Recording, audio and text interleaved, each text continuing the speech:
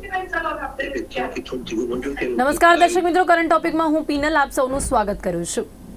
Current ટોપિકમાં વાત કરી રહ્યા છે આજે ભારતના વધુ એક મહત્વના મિશન ગગનયાનની. પહેલા મંગળ, પછી સૂર્ય અને હવે વધુ એક મહત્વનું મિશન છે ગગનયાન, કે જે ચોક્કસપણે સફળતાપૂર્વક આપણે પાર પાડીશું તે પ્રકારની તૈયારીઓ વૈજ્ઞાનિકો દ્વારા કરવામાં આવી રહી છે.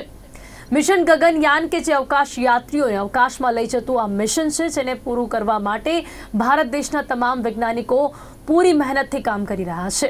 અને જે પ્રકારે અત્યારે ભારત દેશના વૈજ્ઞાનિકો એક પછી એક અવકાશ જે મિશન છે તે સફળતાપૂર્વક પાર કરતા આપણને જોવા મળી રહ્યા છે, ત્યારે આ મિશનને લઈને પણ તમામ લોકોને ઘણી અપેક્ષાઓ જોવા મળી રહી છે.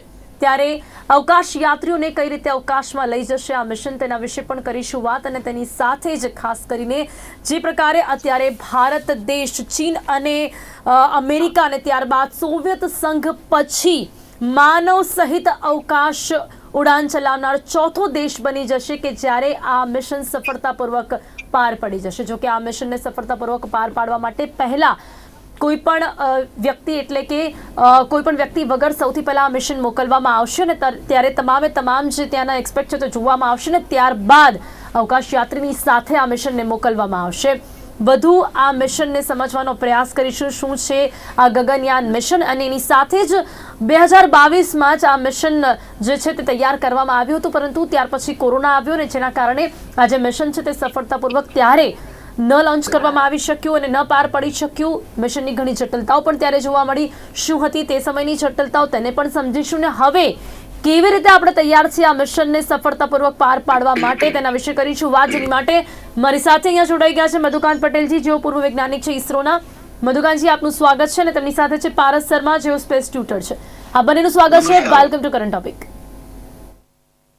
મધુકાંતજી, ગગનયાન મિશન ગગનયાન સૌથી પહેલા તેને સમજવાનો પ્રયાસ કરીશું. જે પ્રકારે પહેલા માનવ રહિત મિશનને મૂકવામાં આવશે, ત્યારબાદ માનવની સાથે આ જે મિશન છે તે સફળતાપૂર્વક પાર પાડવા માટેની તૈયારીઓ ભારતના વૈજ્ઞાનિકો દ્વારા જોવા મળી રહી છે. શું છે આ જે ગગનયાન મિશન છે, મંગળ પછી સૂર્ય અને હવે આ મિશન ગગનયાનને સમજવાનો પ્રયાસ કરીશું. નમસ્કાર દર્શકો. ગગનયાન એક એવું યાન છે કે જે પૃથ્વી પરથી આકાશમાં જશે લગભગ 400 કિલોમીટર, કે જે અંતર ફિક્સ થયું છે અંતર પર, અને ત્યાં થોડા પરીક્ષણો થશે અને એ જે વૈજ્ઞાનિકો જશે, જે એસ્ટ્રોનોટ જશે, અને પાછા ફરીવાર પૃથ્વી પર લેન્ડ કરશે. તો આ એક બહુ મોટો ફરક બંને યાનમાં હોય છે કે આપણે અત્યાર સુધીમાં સેંકડો સેટેલાઇટ લોન્ચ કર્યા, તો એમાં સેટેલાઇટ ઉપર જશે અને વેહિકલ ડિસ્ટ્રોય થઈ જશે અને સેટેલાઇટ ઉપર સ્પેસમાં ફરશે. પણ ગગનયાનમાં એવું હશે કે એ યાત્રીઓ પાછા જમીન પર આવશે, એટલે કે આપણું રોકેટ પણ પાછું આવશે અને યાત્રીઓ પણ પાછા આવશે. તો આ મોટો ફરક હોય છે એમાં, જે આપણે પહેલી વાર કરીશું કે જ્યારે આપણું રોકેટ પાછું પૃથ્વી પર આવે સહી સલામત, અને એમાં પણ આપણા એસ્ટ્રોનોટ બેઠા હોય. તો આ એક મોટો ફરક છે બંને મિશનમાં. જે આપણે ચંદ્રયાન કહીએ કે આદિત્ય કહીએ, એ બધામાં one way kind of movement છે એમાં. એટલે બહુ મોટો ફરક પડી જાય છે જ્યારે પાછું લાવવાનું હોય. તો આ પાયાનો ફરક થયો. બીજો ફરક છે કે એમાં માનવી છે, એટલે જયારે માનવી હોય અત્યંત કાળજી રાખવાની રહે કે એના કોઈ પણ સ્ટેજે કે કોઈ ક્રાઇસિસ ઊભી ના થાય. જયારે એમાં તાપમાન હોય, વાઇબ્રેશન હોય, કે એને ખાવા પીવાનું હોય, કે આવા કે એની બીમારી હોઈ શકે, ગમે તે એ ઘટના બની શકે કે જે બહુ મહત્વની હોય છે. સામાન્ય યાનમાં એ જરૂર પડતી નથી હોતી. આ છે પાયાનો ફરક.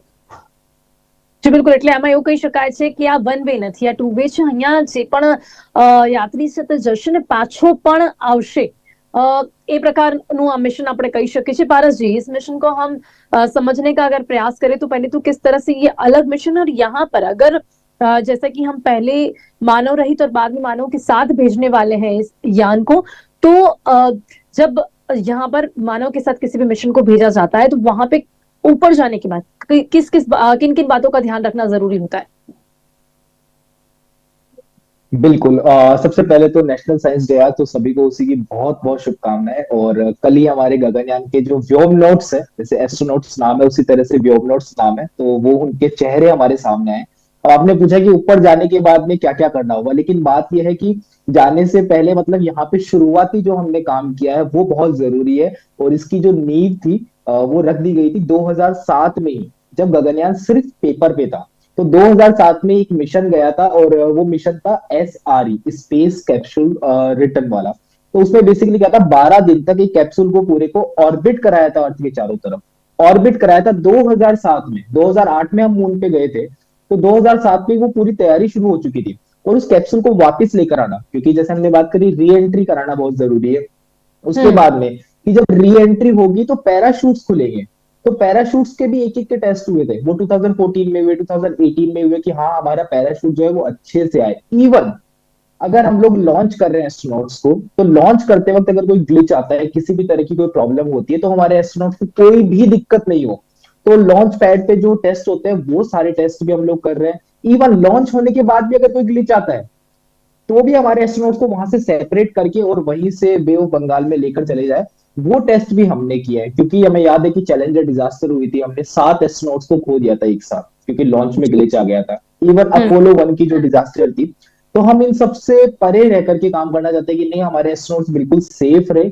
इवन सबसे पहले इसीलिए व्योमनोट को भेजा जा रहा है कि एक हमने रोबोटिक एस्ट्रोनॉट बनाया पूरा, कि वो जाकर के उसके ऊपर क्या क्या इफेक्ट हो रहा है वो सब चेक होएगा। उसके बाद में फाइनली हमारे अपने व्योमनोट्स स्पेस में जाएंगे, जो कि इंडियन एयरफोर्स से सेलेक्ट हुए हैं। फिर वो जाकर के माइक्रोग्रेविटी में किस तरह के टेस्ट होते हैं, ये सब कुछ 3 से 7 दिन तक वो लोग स्पेस में रहेंगे।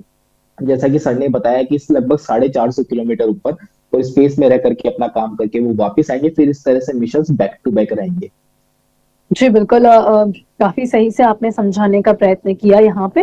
મધુકાંત જી, હવે આ જે મિશન છે ને, જેને આપણે માનવ સહિત મોકલવાના છીએ, પહેલા આપણે જે પ્રકારે પારસજી જણાવ્યું કે પહેલા રોબોટિક આપણે મોકલીશું, એટલે આપણે બધી જ બાબતોનો આપણને અંદાજો આવી શકે।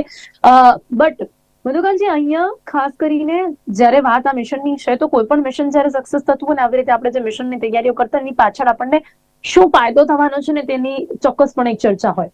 આનો ઉદ્દેશ્ય શું છે, શું ફાયદો થશે આનાથી, આ મિશન સક્સેસ થવાથી? આમાં સૌથી મોટો ફાયદો ગણીએ આપણે દેશ માટે, તો જો દુનિયાના બાકી દેશો જે આપણે કે વી આર 5th ઇકોનોમી અને આપણે ત્રીજી ઇકોનોમીમાં જઈ રહ્યા છીએ, તો આપણે જ્યારે દુનિયામાં માથું કાઢીએ છીએ બહાર, તો આપણે બીજી બધી આસ્પેક્ટ જોવી પડે કે આપણે સ્પેસમાં આગળ છીએ, આપણે ડિફેન્સમાં આગળ છીએ, આપણે સામાજિક રીતે, આર્થિક રીતે, ઇન્ડસ્ટ્રીયલ પ્રોડક્શનમાં આપણે આગળ છીએ, હેલ્થકેરમાં આગળ છીએ। તો આ એક જાતની સ્પર્ધાનો ભાગ છે પહેલી વસ્તુ, જે આપણે એકદમ ટોપ લેવલ કે દેશ ઈચ્છે કે આપણા માણસો પણ પાછળ ના હોય બીજા કરતા। તો પહેલી વસ્તુ આ। બીજી વસ્તુ કે જે પરીક્ષણો પૃથ્વી પર શક્ય નથી, તે પરીક્ષણો આકાશમાં કરવા પડે, કારણ કે ત્યાં ગ્રેવિટેશન ફોર્સ નહીં હોય અથવા નહીવત હશે, ત્યાં વાતાવરણ નહીં હોય, તો એ પૃથ્વી પર શક્ય જ નથી એવા પ્રયોગો।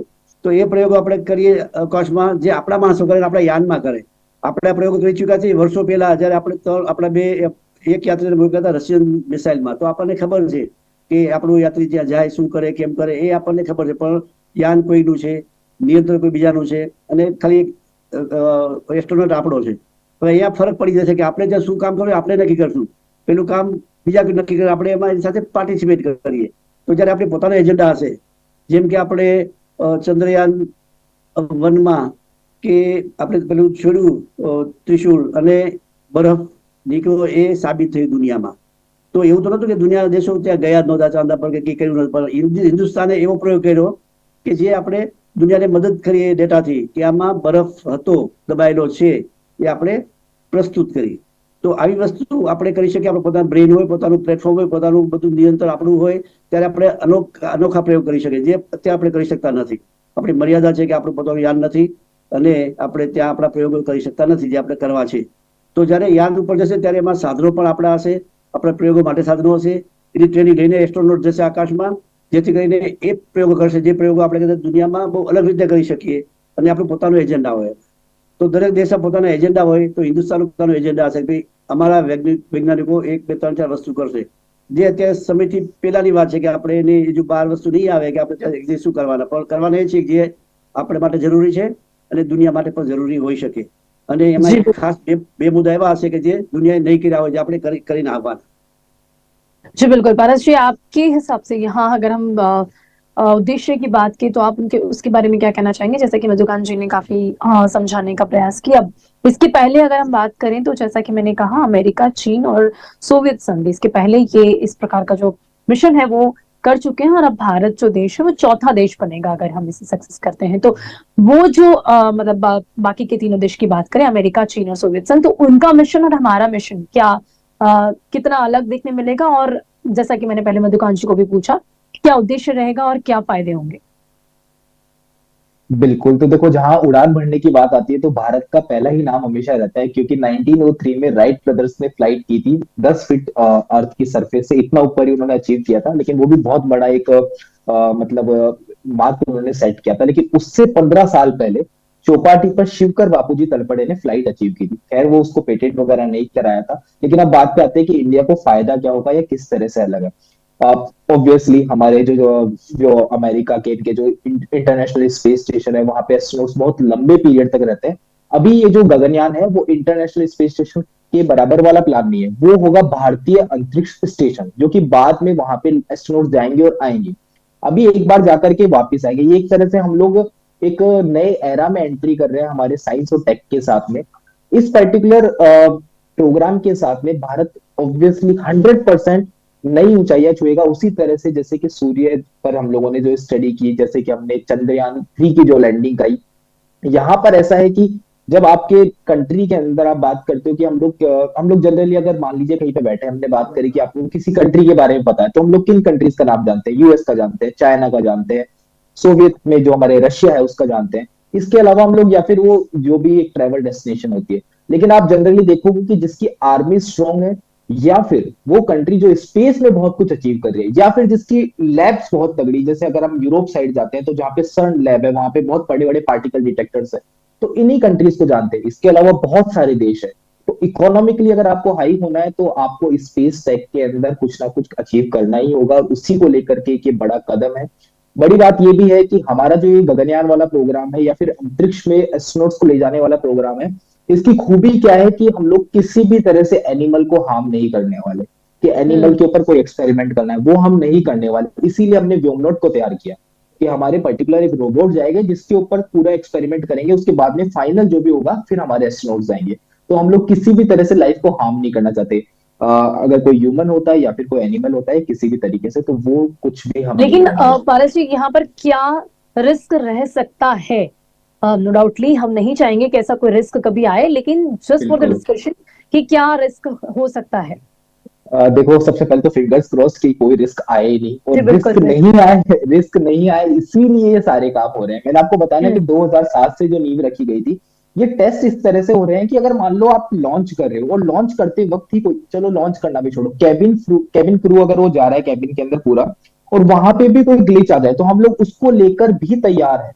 क्योंकि अपोलो जब मिशन शुरू हुआ था कि हम लोगों को चांद पे जाना है, तो अपोलो फर्स्ट में क्या हुआ था, वो कैबिन में एंटर करते हैं और वहां पे फायर लग जाती है, और 3 जल के राख। मतलब वो बहुत एक ब्लैक जी हिस्ट्री बिल्कुल, है। जिसे हम कभी याद नहीं करना चाहेंगे। जी जी बिल्कुल। बिल्कुल कभी याद नहीं और ना करना ही चाहेंगे। ऐसा कभी फिर से हो, ऐसी हम ऐसी तैयारी करें कि ऐसा कभी फिर से ना हो पाए इस तरह की तैयारी। लेकिन क्या हमारे पास अभी इतना सही इंफ्रास्ट्रक्चर है? बिल्कुल है, बिल्कुल है, बिल्कुल है। हमारे पास सारा इंफ्रास्ट्रक्चर है। बस केवल एक चीज जो हम लोग अभी थोड़ा उसके पीछे हैं, वो है इन्वायरमेंटल का, कि हम जब वहां पे जाते हैं तो हमारे को सेम इन्वायरमेंट मिले जैसा हमारे पास अर्थ पे है। वो सब कुछ जो तैयार करना है, उसके लिए भारत ECLSS टेक बोलते हैं जिसे हम। भारत तो सबके पास गया है कि आप हमें टेक प्रोवाइड कीजिए, लेकिन सबने मना कर दिया। तो अब भारत उस टेक पे भी खुद ही काम कर रहा है। अभी वो छोटे स्तर पे होगा कि हमारे एस्ट्रोनॉट्स वहां पे जा रहे हैं, तो उनका जो डेली रूटीन होता है उससे रिलेटेड जो उनको इन्वायरमेंट चाहिए, मतलब जैसे टॉयलेट वगैरह है, या फिर पानी वगैरह है, या फिर हमारी जो स्वेटिंग वगैरह होती है, सब एक एक चीज, मतलब पूरा इन्वायरमेंट हमारे को वहां पे क्रिएट करा हुआ मिले। वो छोटे लेवल पे होगा, लेकिन जब भारतीय अंतरिक्ष स्टेशन बनेगा तब वो बड़े लेवल पे पूरा का पूरा एक इन्वायरमेंट कंट्रोल होगा हमारे साथ में। जैसे कि इंटरनेशनल स्पेस स्टेशन के आप वीडियोस देखते हैं कि एस्ट्रोनॉट्स आराम से फ्रीली वहां पे अंदर घूम रहे हैं, कोई एस्ट्रोनॉट सूट नहीं है। तो वो पूरा का पूरा एक एनवायरनमेंट क्रिएट करना है, उस टेक पे इंडिया भी वर्क कर रहा है। क्योंकि सबने मना कर दिया ऑब्वियसली, और थोड़े टाइम बाद वो भी हमारे पास में आ जाएगा, तो फिर एक स्टेप और हम आगे चले जाएंगे, तो दिक्कत कोई नहीं होने वाली है। और जा कौन रहे हैं, हमारे जवान जा रहे हैं भारत के, इंडियन एयरफोर्स के। तो डर तो मतलब बहुत पहले रह चुका है, अब तो सिर्फ और सिर्फ ऊंचाइयां छूनी है। जी बिल्कुल। तो पहले जब मंगल फिर सूर्य, और जिस तरह से हम एक के बाद एक मिशन यहाँ सफल कर रहे हैं, तब हम ये आशा रखते हैं कि ये मिशन भी हमारा वैसे ही बिल्कुल सक्सेसफुल रहेगा. મધુકાંતજી, અહીંયા જે રોકેટનો ઉપયોગ કરવામાં આવી રહ્યો છે તેના વિશે જો આપણે વાત કરીએ તો ખાસ કરીને અહીંયા જે પ્રકારની જાણકારી મળી રહી છે કે આ મિશન માટે હેવી લિફ્ટ લોન્ચર LVM-3 ની પસંદગી કરવામાં આવી છે. શું છે ખાસ એ રોકેટમાં? જે પ્રકારે જાણવા મળી રહ્યું છે કે જે રોકેટ છે ખાસ માણસોને લઈ જવા માટે બનાવવામાં આવ્યું છે. પણ હમણાં જ તાજેતરમાં ન્યૂઝ આવેલા કે સફળતાપૂર્વક ક્રાયોજેનિક એન્જિનને ટેસ્ટ કર્યું. ક્રાયોજેનિક એન્જિન છે એ બેઝિકલી બહુ ઓછા તાપમાન પર ફ્યુઅલને એમાં સ્ટોર કરવામાં આવે, -250 થી પણ થોડું નીચું ટેમ્પરેચર. એટલે શું થાય આમાં કે આપણું પોતાનું વજન અને આપણી ઝડપ કેટલી અચીવ કરી બહુ મોટો ફરક પડે. એકદમ ટોટિંગ રોકેટ હોય ને મારે ઝડપથી ઉપર જવું તો બહુ તકલીફ પડે આપણને. એટલે કે રોકેટને બહુ વજનદાર ન બનાવે અને ફ્યુઅલને બહુ એફિશિયન્ટ બનાવે, વધારે પાવરફુલ બનાવે. એટલે આપણે ફ્યુઅલ જો પોતાનું ક્રાયોજેનિક એક એવી ટેકનોલોજી છે જેમાં આપણે હાઇડ્રોજનને એટલો કોમ્પેક્ટ કરીએ કે ઓછા જગ્યામાં એમાં સમાઈ જાય. એટલે ફાયદો શું થશે આપણને? જયારે આપણે એને સળગાવશું બે ગેસ મિક્સ કરીને ત્યારે બહુ નાની ટાંકીઓમાં ઘણી મોટી ઉર્જા ઉત્પન્ન થશે. તો આપણે જયારે ભારેખમ પેલોડ હોય જેમાં આખું કેપ્સ્યુલ હશે અને એને પાછું લાવવાનો સામાન પણ સાથે લઈને જવો પડે પેલા, પછી પાછો લાવવાનો. તો આ સામાન પણ આપણે એક્સ્ટ્રા વેઇટ હશે જે નોર્મલ સૂર્યયાન કે બીજા યાનમાં જરૂર ના હોય આપણને. તો આપણું વજન આમ જ 3-4 ગણું વધી જાય છે, પેલોડ કહેવાય એનું. એટલે એના માટે 3-4 ગણું રોકેટ મોટું હોય તો બહુ જ મોટું થઈ જાય અને એ રોકેટ પછી એટલું મોટું થાય કે બધું ઉડી ના શકે. ભલે તાકાત હોય પણ એ પેલો હાથી દોડી ના શકે બહુ, પણ પેલો હરણ દોડી નાખે. તો એ શું થયું કે હરણ કોમ્પેક્ટ, એ પોતાનો ઇન્ડસ્ટ્રી બહુ નાનો છે. તો આપણે પણ આને હરણ જેવું પાતળું કરીને હાથી જેવું મજબૂત બનાવવાનું આવો જયારે પ્રયત્ન કરીએ ત્યારે આપણે ફ્યુઅલને બહુ ધ્યાનથી રાખવું કે 80% વજન ફ્યુઅલનું જ હોય, મે બી મોર. તો એ વજનને જેટલું ઓછું કરીએ તો આપણું રોકેટ હલકું ફૂલ થાય અને વધારે તાકાતવાળું બને. તો એ પેલો મોટો ફરક હશે કે આપણું ફ્યુઅલ એટલું એફિશિયન્ટ હશે જેના ક્રાયોજેનિક કહેવાય. અને હિન્દુસ્તાને બહુ રોઈને શીખ્યું છે આ ટેકનોલોજી. દુનિયામાં જેમ આપણે સહયોગીએ કહ્યું કે કોઈ સહકાર આપે નહીં, એ તો હોય ખરું પણ સહકાર આપે નહીં. આ એક જાતનો શૂળતા છે અને એ શૂળતા ઓબ્વિયસલી હશે કે એકબીજાને સિક્રેટ ના કહેવા માંગે કે એમને આપણા માણસો ત્યાંથી ટ્રેનિંગ લે એમાં તો એને ઘણી બધી ખબર પડી જાય એવું કહેવા માંગતા નથી લોકો. એટલે બહુ સ્વાર્થી દુનિયા છે. એટલે આપણે એ સ્વાર્થમાં બહાર નીકળવા માટે લગભગ 20 વર્ષ આપણે જેજુમાં અને પેલા ડોક્ટર નાભી જેવા માણસો બલીના બકરા બની ગયા આ વસ્તુમાં ક્રાયોજેનિકના ચક્કરમાં. તો આખી દુનિયાના બહુ ચક્કર ચાલતા હોય કે ભારત સફળ ના થાય, ભારત સફળ ના થાય. એટલે આપણા કેટલા પ્રયત્નો હોય એટલે ટાંટિયા ખીચનારા 10 હોય અને શાબાશી આપનારા 2 હોય. તો આપણે એવી સ્થિતિમાં આ ક્રાયોજેનિક એન્જિન તૈયાર કર્યું જ્યારે આખી દુનિયા પગ ખેંચતી હોય, ઇન્ક્લુડિંગ બહુ બધા દેશો, નામ નહીં લઉં પણ બધા જે આગળ પડતા દેશો છે બધાએ ટાંટિયા ખેંચ્યા આપણા કે ભારત ક્રાયોજેનિકમાં સફળ ના થાય. અને આપણા વૈજ્ઞાનિકો મનોબળ સ્ટ્રોંગ છે. ભલે સંઘર્ષ કરવો પડ્યો, બધું થયું, આ જેલ કચેરીઓ પણ વિશે વૈજ્ઞાનિકોએ જમવી પડી તો આપણે અટકી ના ગયા. જો આપણે અટકી ગયા તો આપણે ક્યારેય માણસોને મોકલી ના શકતા. તો એ જે લડત કરી આપણે બહુ અનબિલિવેબલ લડત છે ભારતની, બહુ દર્દ સાથે આપણે લડ્યા છીએ. એટલે આપણે આ ફ્યુઅલ એવું સોલિડ બન્યું કે દુનિયા જોતી રહી જશે આપણા ક્રાયોજેનિક એન્જિનની. તો એક બહુ મોટી સફળતા છે. ક્રાયોજેનિક એન્જિનનું પરીક્ષણ થયું અને બીજા પણ પરીક્ષણો થશે હજુ સુધી. આજે કેપ્સ્યુલને મોકલશું, પાછી લાવશું, આ બધી અનેક આપણે રોબોટને લઈશું, રોબોટ પાછો આવશે. આ બધી વસ્તુમાં આ એન્જિનો વપરાવાના આવે. એટલે આપણી પાસે એક બહુ સોલિડ, સ્લીમ અને મજબૂત એક સરસ રોકેટ હશે અને જે ઘણી સારી ઝડપથી ઉપર જશે અને આપણે વૈજ્ઞાનિકોને ઉપર લઈ જાય અને પાછા લાવી શકે. તો મોટો ફરક તો આ છે એમાં કે ફ્યુઅલ ટેકનોલોજી અને એને સંલગ્ન બધી બીજી જે ટેકનોલોજી હોય કે આપણે રોકેટને પાવરફુલ કરવું ને વજન ઘટાડવું, આ 2 વસ્તુ બહુ મહત્વની આમાં છે. જી બિલકુલ બિલકુલ. અને ચોક્કસથી આપણે વાત કરી મધુકાંતજી કે ભલે હવે કોઈ કેટલું પણ પગ ખેમ નાખે છે, હવે કેટલી પણ રૂકાવટો કેમ ના લાવે, પણ હવે ભારત રોકાવાનું નથી. કારણ કે ભારત દેશ હવે દરેક ક્ષેત્રમાં જે રીતે હરણફાળ ભળી રહ્યું છે એવી જ રીતે અવકાશ ક્ષેત્રમાં પણ ભારત દેશ અને ભારત દેશના વૈજ્ઞાનિકો આગળ વધતા આપણને જોવા મળી રહ્યા છે. પારસજી, यहाँ पर जो मिशन है वो कितना टाइम लगेगा? मतलब पहले हम मानव रहित जो भेजेंगे रॉकेट उसको वापस आने में और पूरे सिचुएशन देखने में, उसके अकॉर्डिंग हम मानव सहित जो स्पेस भेजेंगे, ये पूरे में कितना टाइम लगेगा? यहाँ पर जो अवकाश यात्री ऊपर जाएंगे वो कितने समय तक वहां रुकेंगे और फिर वापस कितने टाइम में आएंगे? बिल्कुल, तो अभी तो हमारे कुछ टेस्ट बाकी है, जैसे कि मैंने आपको बताया था, जैसे अभी लास्ट ईयर भी एक टेस्ट हुआ था, टेस्ट व्हीकल डेमोन्स्ट्रेशन 1, उसका में फाइनली हमारे जो व्योममित्र है वो इस स्पेस में जाएंगे। तो 2025-26 के टाइम ऐसा होगा कि आपके सामने डेट सामने आ जाएगी कि हाँ, ये एक पर्टिकुलर डेट है, इस दिन हमारे एस्ट्रोनॉट्स जो व्योमनॉट्स है हमारे करेक्ट वर्ड, जो व्योमनॉट्स हमारे जो लॉन्च किए जाएंगे लगभग ये 450 से 500 किलोमीटर के एल्टीट्यूड पे जाएंगे, क्योंकि हमारा स्पेस स्पेस जो है शुरू होता है कार्बन लाइन से ऊपर। कार्बन लाइन एक डेफिनेशन है कि हाँ, यहां से जस्ट ऊपर जाते हो आप तो आप स्पेस में हो। तो सरफेस से 100 किलोमीटर ऊपर जाते हो आप तो आप स्पेस में हो, और ये हमारे जा रहा है 450 किलोमीटर अप्रोक्स, मतलब वहां पे जहां पे international space station already orbit कर रहा है।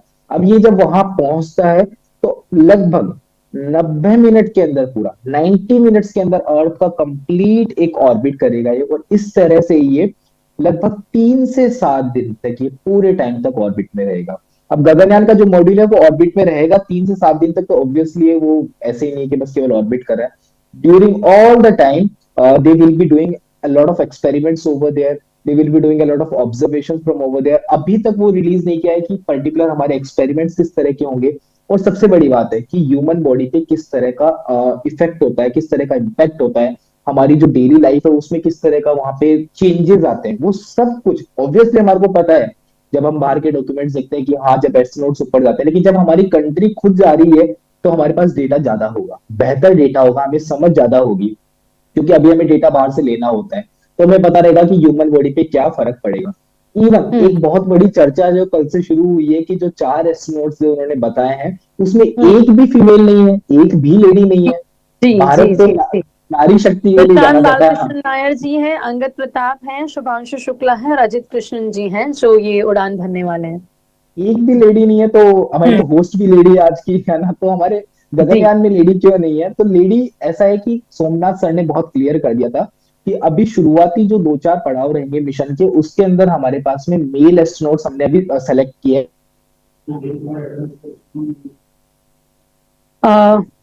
અને બીજું કારણ એ પણ હોય એમાં કે જી આપણે જી જયારે તાલીમ આપીએ મિલિટરીમાંથી, જે સિઝન પ્રુવન આપણે કહીએ ને, લઠ્ઠ જેવા માણસો હોય ત્યાં કે જી એમને જી ગમે તેમ ફેંકો તો કઈ ના થાય, એવા આપણે મજબૂત માણસો શોધ્યા કે જેથી કરીને આપણું માઇનોર પ્રશ્ન હોય તે લડી લેવા જોઈએ. એટલે આપણી ફિમેલ ચોક્કસપણે રાજ કરશે સ્પેસમાં, એમાં કોઈ શંકા નથી. પણ અત્યારે વિષય એ નથી કે ફિમેલ છે કે મેલ છે. અત્યારે ઇન્ડિયા જી એસ્ટાબ્લિશ જી કરે ચોક્કસથી પોતાની એક જાત. પસંદગી કરવામાં આવી છે, એમાં મેલ ફિમેલ એવું કઈ જોવામાં નથી આવ્યું. જે પછી પછી જે રીતે આ મિશન સક્સેસ થતા જશે ત્યારબાદ ફિમેલ્સ પણ, મહિલાઓ પણ કદાચ આગળ જશે. આ પણ એક સવાલ એક ચોક્કસપણે લોકોના મનમાં ઉભો થયો હતો, જેના વિશે પણ આપણે અહીંયા ચર્ચા કરી. પણ હવે સમય અહીંયા સમાપ્ત થાય છે. મધુકાંતજી, હર્ષજી આશા રાખે છે કે જે પ્રકારે સોમનાથનજી પણ કહ્યું છે કે ચોક્કસપણે જ્યારે પણ રોકેટ લોન્ચ થાય ત્યારે ધબકારા વધી જાય, પણ બિલકુલ કોઈ પણ સમસ્યા વગર આ મિશન સક્સેસ થાય એવી આપણે સૌ આશા રાખીએ છીએ. સમય અહીંયા સમાપ્ત થાય છે. અને ફરીવાર વિજ્ઞાન દિવસ તો બધા મુબારક, ખૂબ મુબારક વિજ્ઞાન દિવસ. નમસ્કાર. જી આવજો. નમસ્કાર, થેન્ક યુ. તો વિજ્ઞાન દિવસની આપ સૌને પણ ખૂબ ખૂબ શુભકામનાઓ, તમામ વૈજ્ઞાનિકોને પણ, અને સાથે જ તમામ લોકોને આજના દિવસની શુભકામના આપી છું. અને સાથે આજના દિવસે આપણે ખાસ આ મિશન યાન વિશે વાત કરી રહ્યા છે, અને જે ગગનયાન મિશન જે લોન્ચ થવાનું છે, જે સક્સેસ થશે ચોક્કસપણે એવી આશા છે, એવી તૈયારીઓ વૈજ્ઞાનિકોની આપણને જોવા મળી રહી છે. અને એક પછી એક આપણે જે અવકાશ ક્ષેત્રમાં જે પ્રગતિ હાંસલ કરી રહ્યા છે તેનાથી આપણે સૌને ચોક્કસપણે ગર્વની અનુભૂતિ થઈ રહી છે. અને ગગનયાન મિશન સક્સેસ થશે ત્યારે પણ આપણે સૌ એવી જ રીતે ગર્વની અનુભૂતિ લઈશું. કરંટ ટોપિકમાં અત્યારે બસ આટલું જ. ફરીથી મળીશું એક નવા વિષયની સાથે. ત્યાં સુધી રજા આપશો. નમસ્કાર.